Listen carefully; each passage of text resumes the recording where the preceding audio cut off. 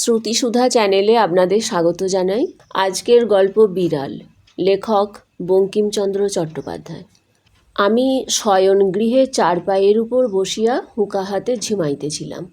একটু মিটমিট করিয়া ক্ষুদ্র আলো জ্বলিতেছে, দেওয়ালের উপর চঞ্চল ছায়া প্রেতবৎ নাচিতেছে। আহার প্রস্তুত নাই, এজন্য হুঁকা হাতে নিমিলিত লোচনে আমি ভাবিতেছিলাম যে আমি যদি নেপোলিয়ান হইতাম তবে ওয়াটারলু জিতিতে পারিতাম কিনা। এমতো সময়ে একটু ক্ষুদ্র শব্দ হইল। চাহিয়া দেখিলাম, হঠাৎ কিছু বুঝিতে পারিলাম না। প্রথমে মনে হইল ওয়েলিংটন হঠাৎ বিড়ালত্ব প্রাপ্ত হইয়া আমার নিকট আফিঙ্গ ভিক্ষা করিতে আসিয়াছে। প্রথম উদ্যমে পাষাণবৎ কঠিন হইয়া বলিব মনে করিলাম যে ডিউক মহাশয়কে ইতিপূর্বে যথোচিত পুরস্কার দেয়া গিয়াছে, এক্ষণে আর অতিরিক্ত পুরস্কার দেওয়া যাইতে পারে না। বিশেষ অপরিমিত লোভ ভালো নহে। ডিউক বলিল।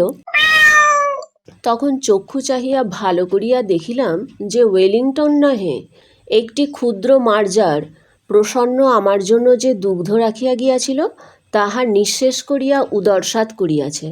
আমি তখন ওয়াটারলুর মাঠে বুঝ্য রচনায় ব্যস্ত, অত দেখি নাই। এক্ষণে মার্জার সুন্দরী নির্জল দুগ্ধপানে পরিতৃপ্ত হইয়া আপন মনের সুখ প্রকটিত করিবার অভিপ্রায়ে অতি মধুর স্বরে বলিতেছেন। বলিতে পারি না, বুঝি তাহার ভিতর একটু ব্যঙ্গ ছিল। বুঝি মার্জার মনে মনে হাসিয়া আমার পানে চাহিয়া ভাবিতেছিল, কেহ মরে বিল ছেঁচে কেহ খায় কই। বুঝি সেও মেও শব্দে একটু মন বুঝিবার অভিপ্রায় ছিল। বুঝি বিড়ালের মনের ভাব, তোমার দুধ তো খাইয়া বসিয়া আছি, এখন বলো কি। বলি কি, আমি তো ঠিক করিতে পারিলাম না। দুধ আমার বাপেরও নয়, দুধ মঙ্গলার, দুহিয়াছে প্রসন্ন। অতএব সে দুগ্ধে আমারও যে অধিকার, বিড়ালেরও তাই। সুতরাং রাগ করিতে পারি না। তবে চিরাগত একটি প্রথা আছে যে বিড়াল দুধ খাইয়া গেলে তাহাকে তাড়াইয়া মারিতে যাইতে হয়। আমি যে সেই চিরাগত প্রথার অবমাননা করিয়া মনুষ্যকুলে কুলাঙ্গার স্বরূপ পরিচিত হইব, ইহাও বাঞ্ছনীয় নহে। কি জানি, এই মার্জার যদি স্বজাতিমণ্ডলে কমলাকান্তকে কাপুরুষ বলিয়া উপহাস করে, অতএব পুরুষের ন্যায় আচরণ করাই বিধেয়। ইহা স্থির করিয়া সকাতর চিত্তে হস্ত হইতে হুঁকা নামাইয়া অনেক অনুসন্ধানে এক ভগ্ন যষ্টি আবিষ্কৃত করিয়া সগর্বে মার্জারির প্রতি ধাবমান হইলাম। মার্জারি কমলাকান্তকে চিনিত। সে যষ্টি হাতে দেখিয়া বিশেষ ভীত হওয়ার কোনো লক্ষণ প্রকাশ করিল না, কেবল আমার মুখপানে চাহিয়া হাই তুলিল, একটু সরিয়া বসিল, বলিল। প্রশ্ন বুঝিতে পারিয়া যষ্টি ত্যাগ করিয়া পুনরপি শয্যায় আসিয়া হুঁকা লইলাম। তখন দিব্যকর্ণ প্রাপ্ত হইল। মার্জারের বক্তব্য সকল বুঝিতে পারিলাম।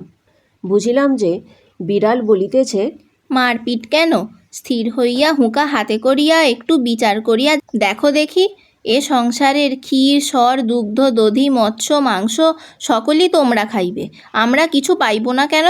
তোমরা মনুষ্য, আমরা বিড়াল, প্রভেদ কি? তোমাদের ক্ষুৎপিপাসা আছে, আমাদের কি নাই? তোমরা খাও, আমাদের আপত্তি নাই, কিন্তু আমরা খাইলে তোমরা কোন শাস্ত্রানুসারে ঠেঙ্গা লাঠি লইয়া মারিতে আইসো তাহা আমি বহু অনুসন্ধানে পাইলাম না। তোমরা আমার কাছে কিছু উপদেশ গ্রহণ করো। বিজ্ঞ চতুষ্পদের কাছে শিক্ষালাভ ব্যতীত তোমাদের জ্ঞানোন্নতির উপায়ন্তর দেখি না। তোমাদের বিদ্যালয় সকল দেখিয়া আমার বোধ হয় তোমরা এতদিনে এ কথাটি বুঝিতে পারিয়াছ। দেখো শয্যাশায়ী মনুষ্য, ধর্ম কি? পরোপকারী পরম ধর্ম। এই দুগ্ধটুকু পান করিয়া আমার পরম উপকার হইয়াছে। তোমার আহরিত দুগ্ধে এই পরোপকার সিদ্ধ হইল, অতএব তুমি সেই পরম ধর্মের ফলভাগী। আমি চুরিই করি আর যাই করি, আমি তোমার ধর্ম সঞ্চয়ের মূলীভূত কারণ, অতএব আমাকে প্রহার না করিয়া আমার প্রশংসা করো। আমি তোমার ধর্মের সহায়। দেখো, আমি চোর বটে, কিন্তু আমি কি সাধ করিয়া চোর হইয়াছি? খাইতে পাইলে কে চোর হয়? দেখো, যাহারা বড় বড় সাধু চোরের নামে শিহরিয়া উঠেন, তাহারা অনেকে চোর অপেক্ষাও অধার্মিক। তাহাদের চুরি করিবার প্রয়োজন নাই বলিয়াই চুরি করেন না। কিন্তু তাহাদের প্রয়োজনাতীত ধন থাকিতেও চোরের প্রতি যে মুখ তুলিয়া চাহেন না, ইহাতেই চোরে চুরি করে। অধর্ম চোরের নহে, চোরে যে চুরি করে সে অধর্ম কৃপণ ধনীর। চোর দোষী বটে, কিন্তু কৃপণ ধনী তদপেক্ষা শত গুণে দোষী। চোরের দণ্ড হয়, চুরির মূল যে কৃপণ, তাহার দণ্ড হয় না কেন? দেখো, আমি প্রাচীরে প্রাচীরে ম্যাও ম্যাও করিয়া বেড়াই, কেহ আমাকে মাছের কাঁটাখানাও ফেলিয়া দেয় না। মাছের কাঁটা পাতের ভাত নর্দমায় ফেলিয়া দেয়, জলে ফেলিয়া দেয়, তথাপি আমাকে ডাকিয়া দেয় না। তোমাদের পেট ভরা, আমার পেটের ক্ষুধা কি প্রকারে জানিবে?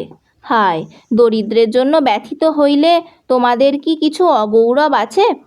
আমার মতো দরিদ্রের ব্যথায় ব্যথিত হওয়া লজ্জার কথা সন্দেহ নাই। যে কখনো অন্ধকে মুষ্টি ভিক্ষা দেয় না, সেও একটা বড় রাজা ফাঁপড়ে পড়িলে রাত্রে ঘুমায় না। সকলেই পরের ব্যথায় ব্যথিত হইতে রাজি, তবে ছোটলোকের দুঃখে কাতর। ছি, কে হইবে? দেখো, যদি অমুক শিরোমণি কি অমুক ন্যায়ালঙ্কার আসিয়া তোমার দুধটুকু খাইয়া যাইতেন, তবে তুমি কি তাহাকে ঠেঙ্গা লইয়া মারিতে আসিতে? বরং জোড়হাত করিয়া বলিতে, আর একটু কি আনিয়া দিব? তবে আমার বেলা লাঠি কেন? তুমি বলিবে তাহারা অতি পণ্ডিত, বড় মান্য লোক। পণ্ডিত বা মান্য বলিয়া কি আমার অপেক্ষা তাহাদের ক্ষুধা বেশি? তা তো নয়। তেলা মাথায় তেল দেয়া মনুষ্যজাতির রোগ। দরিদ্রের ক্ষুধা কেহ বুঝে না। যে খাইতে বলিলে বিরক্ত হয়, তাহার জন্য ভোজের আয়োজন করো। আর যে ক্ষুধার জ্বালায় বিনা আহ্বানেই তোমার অন্ন খাইয়া ফেলে, চোর বলিয়া তাহার দণ্ড করো। ছি ছি, দেখো আমাদিগের দশা দেখো। দেখো, প্রাচীরে প্রাচীরে, প্রাঙ্গণে প্রাঙ্গণে, প্রাসাদে প্রাসাদে ম্যাও ম্যাও করিয়া আমরা চারিদিকে দৃষ্টি করিতেছি, কেহ আমাদিগকে মাছের কাঁটাখানা ফেলিয়া দেয় না। যদি কেহ তোমাদের সোহাগের বিড়াল হইতে পারিল, গৃহ মার্জার হইয়া বৃদ্ধের নিকট যুবতী ভার্যার সহোদর, বা মূর্খ ধনীর কাছে শতরঞ্জ খেলোয়াড়ের স্থানীয় হইয়া থাকিতে পারিল, তবেই তাহার পুষ্টি। তাহার লেজ ফুলে গায়ে লোম হয়, এবং তাহাদের রূপের ছটা দেখিয়া অনেক মার্জার কবি হইয়া পড়ে। আর আমাদিগের দশা দেখো, আহারাভাবে উদর কৃশ অস্থি পরিদৃশ্যমান, লাঙ্গুল বিনত, দাঁত বাহির হইয়াছে, জিহবা ঝুলিয়া পড়িয়াছে, অবিরত আহারাভাবে ডাকিতেছি ম্যাও ম্যাও, খাইতে পাই না। আমাদের কালো চামড়া দেখিয়া ঘৃণা করিও না। এ পৃথিবীর মৎস্য মাংসে আমাদের কিছু অধিকার আছে, খাইতে দাও, নইলে চুরি করিব। আমাদের কৃষ্ণ চর্ম, শুষ্ক মুখ, ক্ষীণ সকরুণ ম্যাও ম্যাও শুনিয়া তোমাদিগের কি দুঃখ হয় না? চোরের দণ্ড আছে, নির্দয়তার কি দণ্ড নাই? দরিদ্রের আহার সংগ্রহের দণ্ড আছে, ধনীর কার্পণ্যের দণ্ড নাই কেন? তুমি কমলাকান্ত, দূরদর্শী, কেননা আফিংখোর, তুমি কি দেখিতে পাও না যে ধনীর দোষেই দরিদ্রে চোর হয়? 500 দরিদ্রকে বঞ্চিত করিয়া একজনে 500 লোকের আহার্য সংগ্রহ করিবে কেন? যদি করিল, তবে সে খাইয়া তাহার যাহা বাহিয়া পড়ে, তাহা দরিদ্রকে দিবে না কেন? যদি না দেয়, তবে দরিদ্র অবশ্য তাহার নিকট হইতে চুরি করিবে, কেননা অনাহারে মরিয়া যাইবার জন্য এ পৃথিবীতে কেহ আসে নাই। আমি আর সহ্য করিতে পারিলাম না, বলিলাম, থামো থামো মার্জার পণ্ডিতে, তোমার কথাগুলি ভারী সোশিয়ালিস্টিক, সমাজ বিশৃঙ্খলার মূল। যদি যাহার যত ক্ষমতা সে তত ধনসঞ্চয় করিতে না পায়, অথবা সঞ্চয় করিয়া চোরের জ্বালায় নির্বিঘ্নে ভোগ করিতে না পায়, তবে কেহ আর ধনসঞ্চয়ের যত্ন করিবে না, তাহাতে সমাজের ধনবৃদ্ধি হইবে না। মার্জার বলিল, না হইল তো আমার কি? সমাজের ধন বৃদ্ধির অর্থ ধনীর ধন বৃদ্ধি। ধনীর ধন বৃদ্ধি না হইলে দরিদ্রের কি ক্ষতি? আমি বুঝাইয়া বলিলাম যে সামাজিক ধনবৃদ্ধি ব্যতীত সমাজের উন্নতি নাই। বিড়াল রাগ করিয়া বলিল যে, আমি যদি খাইতে না পাইলাম, তবে সমাজের উন্নতি লইয়া কি করিব? বিড়ালকে বুঝানো দায় হইল। যে বিচারক বা নৈয়ায়িক কোস্মিন কালে কেহ তাহাকে কিছু বুঝাইতে পারে না। এ মার্জার সুবিচারক এবং সুতার্কিকও বটে, সুতরাং না বুঝার পক্ষে ইহার অধিকার আছে। অতএব ইহার উপর রাগ না করিয়া বলিলাম, সমাজের উন্নতিতে দরিদ্রের প্রয়োজন না থাকিলে না থাকিতে পারে, কিন্তু ধনীদিগের বিশেষ প্রয়োজন, অতএব চোরের দণ্ডবিধান কর্তব্য। মার্জারি মহাশয়া বলিলেন, চোরকে ফাঁসি দাও, তাহাতেও আমার আপত্তি নাই, কিন্তু তাহার সঙ্গে আরেকটি নিয়ম করো, যে বিচারক চোরকে সাজা দিবেন তিনি আগে 3 দিবস উপবাস করিবেন। তাহাতে যদি তাহার চুরি করিয়া খাইতে ইচ্ছা না করে তবে তিনি স্বচ্ছন্দে চোরকে ফাঁসি দিবেন। তুমি আমাকে মারিতে লাঠি তুলিয়াছিলে, তুমি অদ্য হইতে 3 দিবস উপবাস করিয়া দেখো। তুমি যদি ইতিমধ্যে নসিরামবাবুর ভাণ্ডার ঘরে ধরা না পড়ো তবে আমাকে ঠ্যাঙাইয়া মারিও, আমি আপত্তি করিব না। বিজ্ঞ লোকের মত এই যে যখন বিচারে পরাস্ত হইবে তখন গম্ভীরভাবে উপদেশ প্রদান করিবে। আমি সেই প্রথানুসারে মার্জারকে বলিলাম যে এ সকল অতি নীতিবিরুদ্ধ কথা, ইহার আন্দোলনেও পাপ আছে। তুমি এ সকল দুশ্চিন্তা পরিত্যাগ করিয়া ধর্মাচরণে মন দাও। তুমি যদি চাহো তবে পাঠার্থে তোমাকে আমি নিউম্যান ও পার্কারের গ্রন্থ দিতে পারি, আর কমলাকান্তের দপ্তর পড়িলেও কিছু উপকার হইতে পারে। আর কিছু হোক বা না হোক আফিঙ্গের অসীম মহিমা বুঝিতে পারিবে। এক্ষণে স্বস্থানে গমন করো। প্রসন্ন কাল কিছু ছানা দিবে বলিয়াছে। জলযোগের সময় আসিও, উভয়ে ভাগ করিয়া খাইব। অদ্য আর কাহারও হাঁড়ি খাইও না, বরং ক্ষুধায় যদি নিতান্ত অধীরা হও তবে পুনর্বার আসিও, 1 সরিষা ভোর আফিঙ্গ দিব। মার্জার বলিল, আফিঙ্গের বিশেষ প্রয়োজন নাই, তবে হাঁড়ি খাওয়ার কথা ক্ষুধানুসারে বিবেচনা করা যাইবে। মার্জার বিদায় হইল।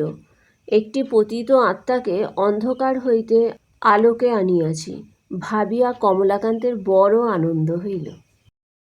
আমার শ্রোতা বন্ধুদের কাছে অনুরোধ, চ্যানেলটিকে দয়া করে সাবস্ক্রাইব করবেন, ভিডিওটি ভালো লাগলে লাইক ও শেয়ার করবেন এবং আপনাদের মতামত কমেন্টের মাধ্যমে জানাবেন।